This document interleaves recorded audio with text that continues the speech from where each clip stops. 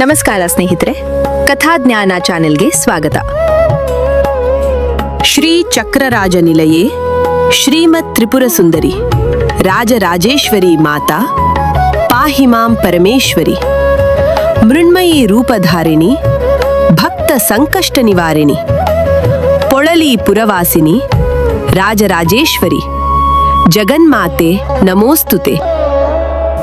ನಾವು ದೇವಸ್ಥಾನಗಳಿಗೆ ಹೋದಾಗ ಕಲ್ಲಿನ ವಿಗ್ರಹಗಳನ್ನು ನೋಡುತ್ತೇವೆ, ಪಂಚಲೋಹದ ವಿಗ್ರಹಗಳನ್ನು ನೋಡುತ್ತೇವೆ. ಆದರೆ ನೀವು ಎಂದಾದರೂ ಸುಮಾರು 15 ಅಡಿ ಎತ್ತರದ ಕೇವಲ ಮಣ್ಣಿನಿಂದ ಮಾಡಿದ ಭವ್ಯವಾದ ವಿಗ್ರಹಗಳನ್ನು ನೋಡಿದ್ದೀರಾ? ದಕ್ಷಿಣ ಕನ್ನಡದ ಫಲ್ಗುಣಿ ನದಿಯ ದಂಡೆಯ ಮೇಲೆ ಅಂತಹ ಒಂದು ಅದ್ಭುತ ಕ್ಷೇತ್ರವಿದೆ, ಅದೇ ಪೊಳಲಿ. ಇಲ್ಲಿನ ವಿಗ್ರಹಗಳು ಕಲ್ಲಿನದ್ದಲ್ಲ, ಬದಲಾಗಿ ಲೇಪಶಿಲ್ಪ ಎಂಬ ಅಪರೂಪದ ಮಣ್ಣಿನ ಕಲೆಯದ್ದು. ಸಾವಿರಾರು ವರ್ಷಗಳಿಂದ ಈ ಮಣ್ಣಿನ ವಿಗ್ರಹಗಳು ಹೇಗೆ ಅಸ್ತಿತ್ವದಲ್ಲಿವೆ? ಈ ದೇವಸ್ಥಾನ ಸ್ಥಾಪನೆಯ ಹಿಂದೆ ಒಬ್ಬ ರಾಜನ ರಕ್ತತರ್ಪಣದ ಕಥೆ ಇದೆ. ಆ ರೋಚಕ ಇತಿಹಾಸವೇನು ಎಂದು ಇವತ್ತಿನ ವಿಡಿಯೋದಲ್ಲಿ ತಿಳಿಯೋಣ. ಬಹಳ ವರ್ಷಗಳ ಹಿಂದೆ ಈ ಜಗತ್ತಿನಲ್ಲಿ ಸುರಥ ಎಂಬ ಒಬ್ಬ ರಾಜನಿದ್ದನು. ಅವನು ಶೂರನಾಗಿದ್ದ, ಧರ್ಮಾತ್ಮನಾಗಿದ್ದ, ತನ್ನ ಪ್ರಜೆಗಳನ್ನು ಮಕ್ಕಳಂತೆ ನೋಡಿಕೊಳ್ಳುತ್ತಿದ್ದ ರಾಜ. ಆದರೆ ಕಾಲ ಯಾರನ್ನೂ ಬಿಡುವುದಿಲ್ಲ.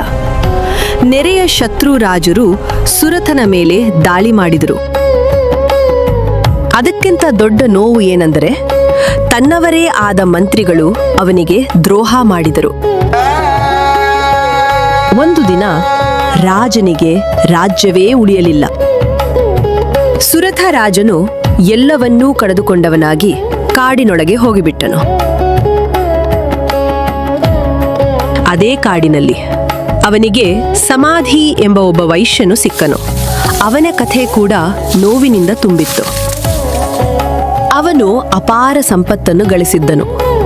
ಆದರೆ ಆಸ್ತಿಗಾಗಿ ಅವನ ಹೆಂಡತಿ ಮತ್ತು ಮಕ್ಕಳು ಅವನನ್ನೇ ಮನೆಯಿಂದ ಹೊರಹಾಕಿದ್ದರು.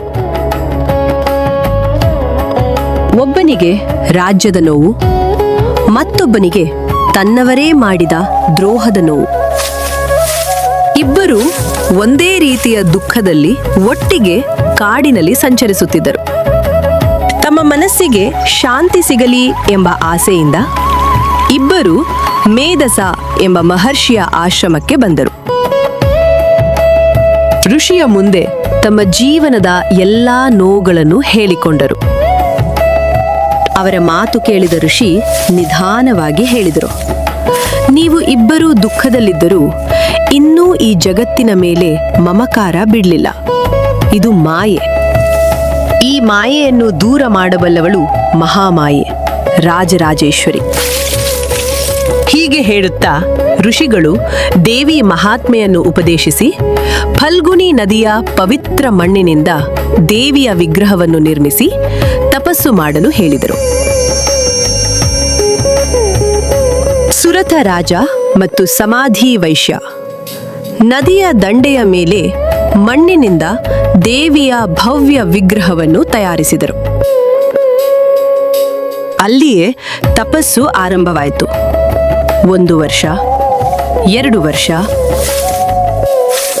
3 ವರ್ಷ. ಆಹಾರವಿಲ್ಲ, ನಿದ್ರೆ ಇಲ್ಲ, ಕೇವಲ ದೇವಿಯ ಧ್ಯಾನ.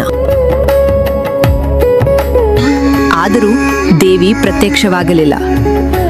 ಭಕ್ತಿಯ ಪರಾಕಾಷ್ಠೆಗೆ ತಲುಪಿದ ಸುರಥ ರಾಜ ಒಂದು ಅತಿ ದೊಡ್ಡ ತ್ಯಾಗಕ್ಕೆ ಸಿದ್ಧನಾದ. ನನ್ನ ಭಕ್ತಿಗೆ ನನ್ನ ಪ್ರಾಣವೇ ಸಾಕ್ಷಿಯಾಗಲಿ ಎಂದು ತನ್ನದೇ ದೇಹದ ರಕ್ತವನ್ನು ದೇವಿಯ ವಿಗ್ರಹಕ್ಕೆ ತರ್ಪಣವಾಗಿ ಅರ್ಪಿಸಲು ಆರಂಭಿಸಿದ. ಕೊನೆಗೆ ತಲೆಯನ್ನೇ ಅರ್ಪಿಸಲು ಖಡ್ಗ ಎತ್ತಿದ ಕ್ಷಣದಲ್ಲಿ ಇಡೀ ಕಾಡು ದಿವ್ಯ ಬೆಳಕಿನಿಂದ ತುಂಬಿತು. ಸಾಕ್ಷಾತ್ ರಾಜರಾಜೇಶ್ವರಿ ದೇವಿ ಪ್ರತ್ಯಕ್ಷಳಾದಳು. ರಾಜನ ಭಕ್ತಿಗೆ ಮೆಚ್ಚಿದ ದೇವಿ ಸುರಥನಿಗೆ ಕಳೆದು ಹೋದ ರಾಜ್ಯವನ್ನು ಮರಳಿಕೊಡುತ್ತಾಳೆ.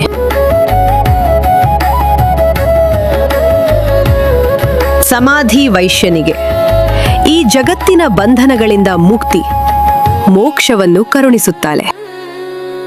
ದೇವಿ ಆ ಮಣ್ಣಿನ ವಿಗ್ರಹದಲ್ಲೇ ನೆಲೆಸುತ್ತಾಳೆ.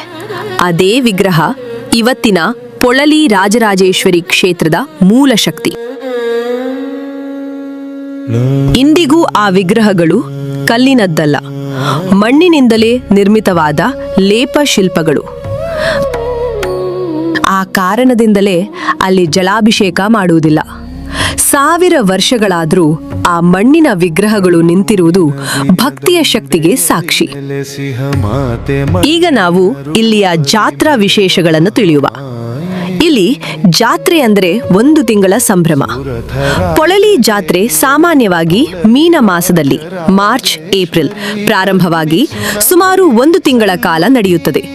ಧ್ವಜಾರೋಹಣದೊಂದಿಗೆ ಆರಂಭವಾಗುವ ಈ ಉತ್ಸವವು ದಿನಕ್ಕೊಂದು ವೈವಿಧ್ಯಮಯ ಸಾಂಸ್ಕೃತಿಕ ಮತ್ತು ಧಾರ್ಮಿಕ ಕಾರ್ಯಕ್ರಮಗಳಿಗೆ ಸಾಕ್ಷಿಯಾಗುತ್ತದೆ. ಪೊಳಲಿ ಚೆಂಡು ಹಬ್ಬ ಈ ಜಾತ್ರೆಯ ಅತ್ಯಂತ ಆಕರ್ಷಕ ಮತ್ತು ವಿಶಿಷ್ಟ ಭಾಗವೆಂದರೆ ಚೆಂಡು ಹಬ್ಬ. ಪ್ರಪಂಚದ ಬೇರೆಲ್ಲೂ ಕಾಣಸಿಗದ ಇಂತಹ ಆಚರಣೆ ಇಲ್ಲಿ ಮಾತ್ರ ಕಾಣಬಹುದು. ಚೆಂಡಿನ ಐತಿಹ್ಯ. ಅಸುರರ ಸಂಹಾರದ ಸಂಕೇತವಾಗಿ ಈ ಚೆಂಡಾಟ ಆಡಲಾಗುತ್ತದೆ ಎನ್ನಲಾಗುತ್ತದೆ. ಇಲ್ಲಿ ಬಳಸುವ ಚೆಂಡನ್ನು ಚರ್ಮದಿಂದ ತಯಾರಿಸಲಾಗುತ್ತದೆ. 5 ದಿನಗಳ ಆಟ.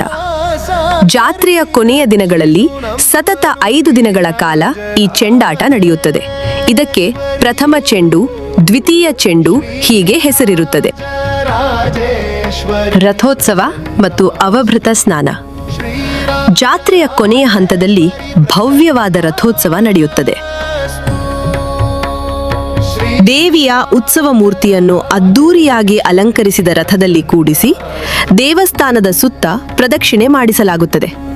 ಬಳಿಕ ಫಲ್ಗುಣಿ ನದಿಯಲ್ಲಿ ದೇವಿಗೆ ಅವಭೃತ ಸ್ನಾನ, ಪವಿತ್ರ ಸ್ನಾನ ಮಾಡಿಸುವುದರೊಂದಿಗೆ ಜಾತ್ರೆಗೆ ಮಂಗಳ ಹಾಡಲಾಗುತ್ತದೆ. ಪೊಳಲಿ ಜಾತ್ರೆಯು ಕೇವಲ ಒಂದು ಧಾರ್ಮಿಕ ಉತ್ಸವವಲ್ಲ, ಇದು ಭಾವೈಕ್ಯತೆಯ ಸಂಕೇತವೂ ಹೌದು. ಜಾತ್ರೆಯ ಕೆಲವು ವಿಶೇಷತೆಗಳು ಇಲ್ಲಿವೆ. ದೀಪೋತ್ಸವ. ರಾತ್ರಿಯ ಸಮಯದಲ್ಲಿ ದೇವಸ್ಥಾನದ ಸುತ್ತ ಸಾವಿರಾರು ಹಣತೆಗಳನ್ನು ಹಚ್ಚಿದಾಗ ಆ ದೃಶ್ಯ ಕಣ್ಣಿಗೆ ಹಬ್ಬದಂತಿರುತ್ತದೆ. ಯಕ್ಷಗಾನ. ತುಳುನಾಡಿನ ಹೆಮ್ಮೆಯ ಕಲೆಯಾದ ಯಕ್ಷಗಾನ ಸೇವೆ ಇಲ್ಲಿ ಪ್ರತಿ ರಾತ್ರಿಯೂ ನಡೆಯುತ್ತದೆ.